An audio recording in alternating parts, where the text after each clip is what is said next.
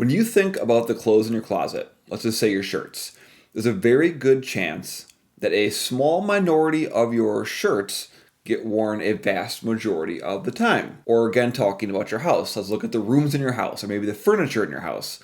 There's a very good chance that a few select couches or chairs or rooms in your house are where you spend a majority of your time. Or else even go another one. Let's just talk about your friends. There's a very good chance that a few close friends you spend a majority of your time with. And this is all because of the 80-20 rule.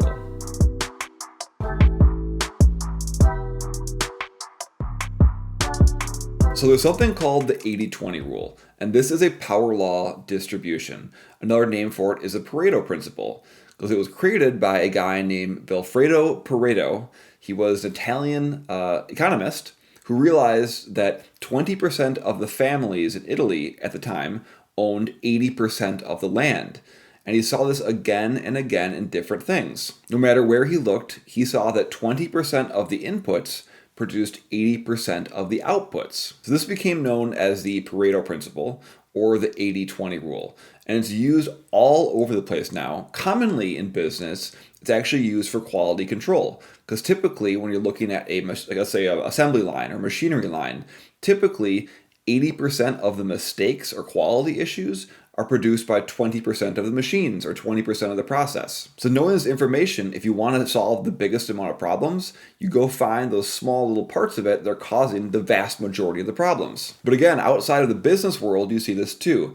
And the classic example that I used at the intro was clothing. If you look at your shoes, for instance, there's a good chance that you have a favorite pair or two of shoes, and then you have a whole nother section of your wardrobe that's rarely ever used except for maybe special occasions or certain circumstances. Once you start understanding this 80-20 rule, you will see it everywhere in your life. And the consequences of knowing that are pretty profound, because pretty quickly you'll realize that a lot of the times you waste a lot of time, that 80% of the time when you're doing things is producing 20% of your results. So kind of the inverse of it, right?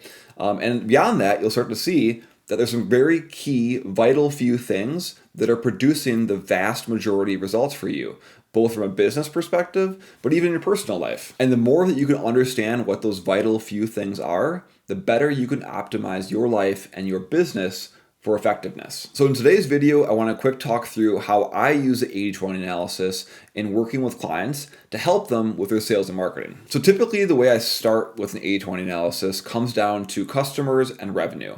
I would say look at the last 12 months of revenue data by customer, and what you can do is rank them from the highest value of revenue to the lowest value. And then in Excel, you can start doing some simple math to see what percent of your total revenue that customer is.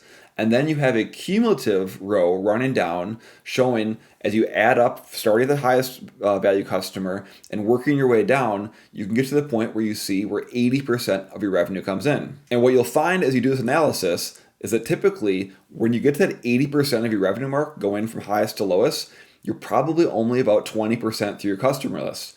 And on the inverse, the vast majority of your customers, about 80% of your customers, actually produce about 20% of your revenue. And other data has shown actually that bottom 20%, if you scroll way down to the bottom of your Excel spreadsheet, those customers, more often than not, are actually operating at a loss. It costs you more money to service those customers than they actually produce for you. So right away after this analysis, you'll start to see those really profound customers.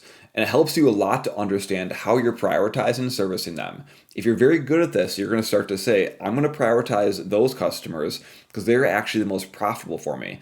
And again, if you scroll down a little bit further, you might get to that point where you're at that 90% of your sales and maybe you're 50% of the way through your list. And you'll start to question, should we even hold on to those bottom 50% of customers? And I know some people might be scared to do that or cut off customers. In some cases, some of those customers who are not part of that top 20%, they might actually be able to move up if you're intentional with actually trying to drive more value out of them. But again, at the end of the day, the math, it's a power law thing. The vast majority revenue is going to come from your top customers. So right away, that has vast implications from an account management and operational perspective. But then from a prospecting side of things and sales side of things, I go a step further by adding additional columns. So I'll start saying things like contact role or industry or product they purchased. And then I look through the 80/20 analysis again and say, okay, amongst my top customers, what does that contact's role within their organization? What industry they work for? Or any other relevant notes about how they buy. What this tells me then is amongst my top accounts, what are the trends that I'm seeing that I can identify that buyer out in the wild? Because ultimately, what you want more of is your top accounts. You want more of those 20% accounts that are producing 80% of your revenue. And if you can identify trends or personality traits or personas that match that, that's going to help you do better sales and marketing towards that audience. And you also find out who not to prospect to. So for instance, let's say we're a business that does $1 million a year in revenue.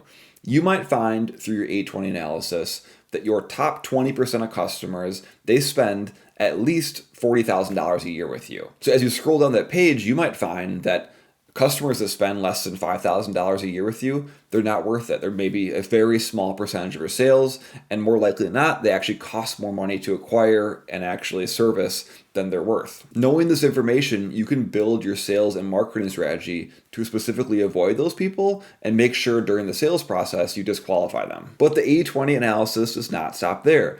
Another way I like to do this is actually looking at lead sources. So if you go into your sales CRM and export all the leads you generated, let's just say in the last 6 months or maybe 12 months, and look at the actual source of those leads. Was it from your website? Was it from an event? Was it from a referral? Was it from cold outreach? Try and come up with a few tags or categories that you can use for lead sources. And then you'll see the same thing again. You will see that 80% of your leads come from just 20% of your sources. And this can have a major impact in how you think about your marketing spend. Because for instance, if you find that 80% of your leads are coming from your website, and maybe a few more are coming from referrals, and a few more are coming from cold outreach, but maybe only 1 or 2 of your leads are actually coming from trade shows and events, you might decide to change your trade show and event strategy.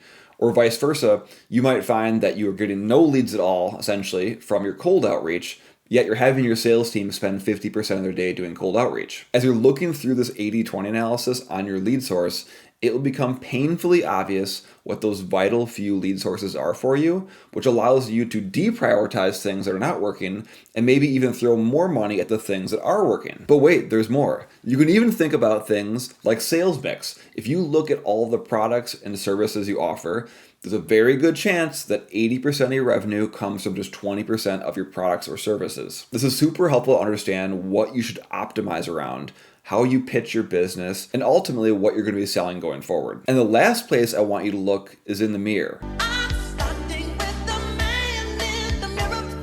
If you look at any given day, about 20% of your time is actually producing 80% of your effectiveness. Or said another way, you waste about 80% of your day on activities that are not driving your business forward. So if you look at your calendar, and you'll probably realize this too, or maybe even the week, let's not even say a day. In a given week, about 1 day's worth of effort is producing about 80% of your results. When you start thinking in this mindset, and you start looking at your calendar, you start looking at your leads, you start looking at your customers, you're going to find an insane amount of opportunity to optimize, both by getting rid of things that are not working and also prioritizing the things that are working. And my goal by having you watch this video is to help you become more effective and simplify as you understand what those vital few things are to actually become more effective. This is done in the business world when it comes to your sales, your marketing, your products, but also personally, looking at your wardrobe, looking at the different things you're spending your time in outside of work. All of these things go back to the 80/20 principle and have that effect of the vital few things producing the majority of your results. So as you think about this, drop a comment down below on the things that you're optimizing in your business, in your life, and tell me if you've implemented this 80/20 rule as well.